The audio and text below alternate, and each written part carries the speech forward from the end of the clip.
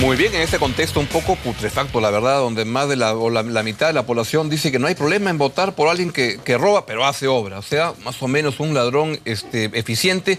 Pues quería invitar al doctor José Ugaz para conversar de qué es lo que está pasando en términos de la transparencia en el país. José, gracias por venir, muy buenas noches. Buenas noches. ¿Cuál es tu Además, debo decir que el doctor Ugaz ha sido procurador anticorrupción, como todos saben, es abogado y es miembro del directorio de Transparencia Internacional y está postulando justamente en los días siguientes a la presidencia de Transparencia Internacional. En ese contexto, José, esta encuesta, ¿qué reacción te produce? Yo creo que refleja lo que yo llamaría una resignación criolla, ¿no? Si uno lee el libro de Alfonso Quirós sobre la corrupción en el Perú, va a encontrar de que, como él sostiene, a lo largo de toda la historia de nuestro país no ha habido un solo ciclo bajo de corrupción. Todos han sido ciclos altos o muy altos. Por lo tanto, la percepción del ciudadano es que estamos frente a una situación inmodificable porque por muchísimo tiempo ha sido así. Y ahí creo que viene una suerte de resignación frente a eso. Y la llamo criolla porque tiene que ver también con esta forma de acomodo en el sistema que todos, de alguna manera, no todos, pero una buena parte de la población trata de encontrar para buscar salidas a su propia situación.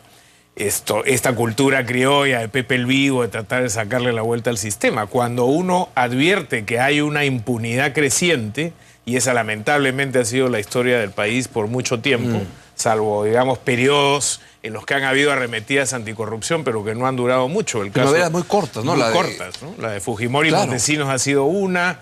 Ahora vimos por escasos días, en el caso de Chimbote y de otros presidentes regionales y de Orellana, que también hubo una suerte de ofensiva contra la corrupción, pero no duró prácticamente nada. Entonces creo que eso, el mal ejemplo de la impunidad, genera lo que se llama el efecto de resaca y espiral, ¿no es cierto? Va empujando a otros y esto va en una forma creciente de espiral que hace que lleguemos a una situación en la que esta percepción de que roba pero hace es mejor que el que solo roba, que también hemos tenido muchos a lo largo de la historia del país. Sin duda, o sea que le das mucho peso a la parte de impunidad, es decir, porque ladrones van a haber en todos lados, pero no en todos lados se permite que robar sea un buen negocio porque que te vayas realmente a pagar las consecuencias es más complicado. Yo creo que la impunidad juega un papel fundamental en esto, pero también es verdad que aquí ya fuera de lo legal estamos hablando de un proceso educativo. Hemos derivado en lo que Jorge Bruce denomina una cultura de la corrupción y deberíamos transitar hacia una cultura de la integridad. Es decir, formar a las generaciones futuras a partir de valores en los que se tenga claro que robar es un delito y que por lo tanto eso está mal.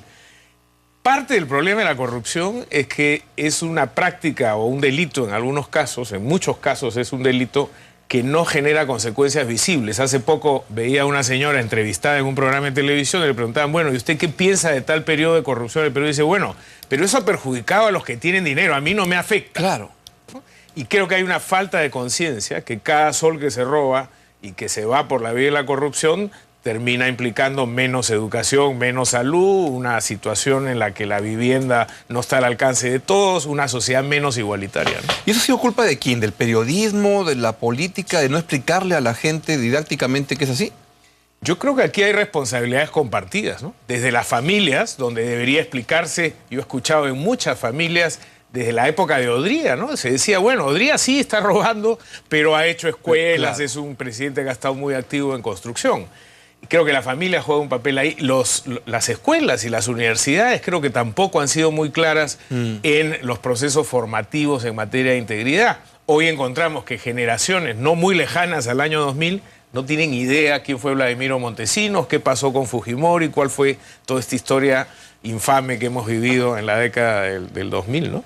Ahora, incluso en los tiempos de hace como una década había gente que decía Fujimori es corrupto, pero fue un buen presidente. Bueno, controló el terrorismo, redujo la inflación, entonces ahí hay una ceguera voluntaria de decir, bueno, mientras se generen algunos resultados que yo considero positivos para mí, no me importa que esta persona se enriquezca personalmente y saquee el erario nacional. Pero ese es un error garrafal, porque en el fondo lo que está haciendo es no querer ver las consecuencias económicas e inmateriales que la corrupción genera para un país, que es el deterioro a este punto. Vamos a tener autoridades elegidas en las que sabemos que nos están metiendo la mano al bolsillo, pero preferimos hacernos los locos, ¿no? Y desde esa visión de lo que tú conoces de transparencia internacional, ¿qué hace que hay países, no sé, los países Noruega, Singapur, esos que están siempre en la parte alta en los rankings?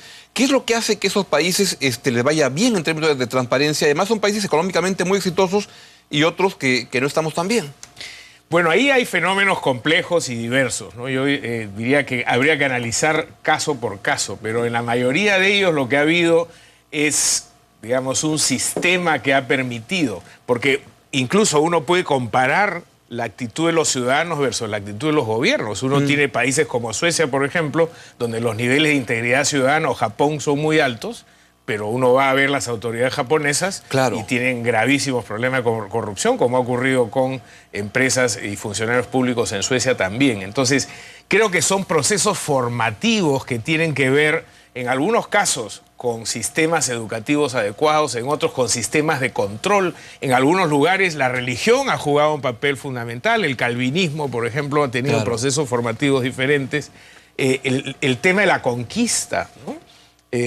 Porque el patrón conquistador que tuvimos en el Perú era un patrón en el que el clientelismo fue la base de las relaciones sociales. Cuando venía el virrey, venía por Paita y venía con todo su séquito, iba parando en las distintas ciudades y ahí se producían agasajos, intercambios de un conjunto de gente que una vez que venía el virrey y se establecía, pasaban luego a cobrarle en determinado tipo de prebendas las atenciones que había recibido, teniendo en cuenta que los virreyes no eran designados en función a la meritocracia, sino que compraban su puesto. Y no lo hacían porque eran filántropos, lo hacían porque estaban invirtiendo en una aventura en la que después iban a venir a saquear. Entonces, en el caso nuestro, creo que el patrón conquistador también juega un papel fundamental en la manera como se estructuró el desarrollo del Estado peruano. Y además Quiroz cuenta cómo el rey que mandaba gente para quitarle toda la costa, todo el oro acá al Perú, el virrey se lo alborzaba al pobre rey y no le mandaba lo que le tocaba. Entonces uno se choreaba al otro. Efectivamente. ¿Y se puede cambiar este Sodoma y Gomorra del choreo, donde si la mitad de la población dice voto por ese señor, no importa si es ladrón? Absolutamente sí. Es decir, nosotros no es que tenemos niveles altos de corrupción porque somos peruanos, comemos picante y bailamos salsa. No es que hemos nacido así. No es que no hay un determinismo que diga, los peruanos son más corruptos que los finlandeses. Claro. ¿No? Este es un problema cultural en el que hay que efectivamente generar las condiciones para que haya un tránsito de cultura. Mira, hay un ejemplo reciente de los últimos años que es Botswana, ¿no? Botswana es un país con niveles altísimos de corrupción, mucho más altos que los nuestros. Sin embargo, tuvo un gobierno que tomó medidas administrativas adecuadas, con buenos niveles de integridad, con un liderazgo ético desde el presidente de la República y pudo reducir dramáticamente los niveles de corrupción.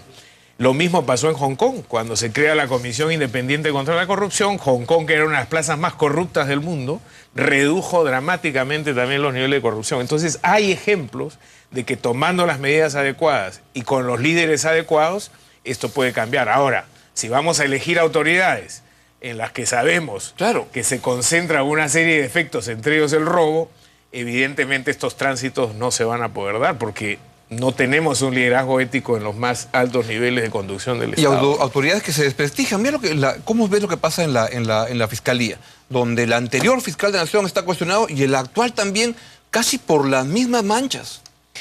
Bueno, es que lamentablemente donde miremos vamos a encontrar cuestionamiento de este tipo. A mí, la verdad, me pone muy nervioso y me frustra ver la cantidad de candidatos a nivel distrital y de gobiernos regionales que tienen antecedentes y que están cuestionados, no porque ejercieron una función y alguien los quiso complicar en la vida, sino porque hay indicios serios de que efectivamente han robado, han estado comprometidos en actividades tan serias como el tráfico ilícito de estupefacientes, la minería ilegal y otras actividades indebidas. Y sin embargo, se siguen reciclando y siguen postulando y la gente vota por ellos.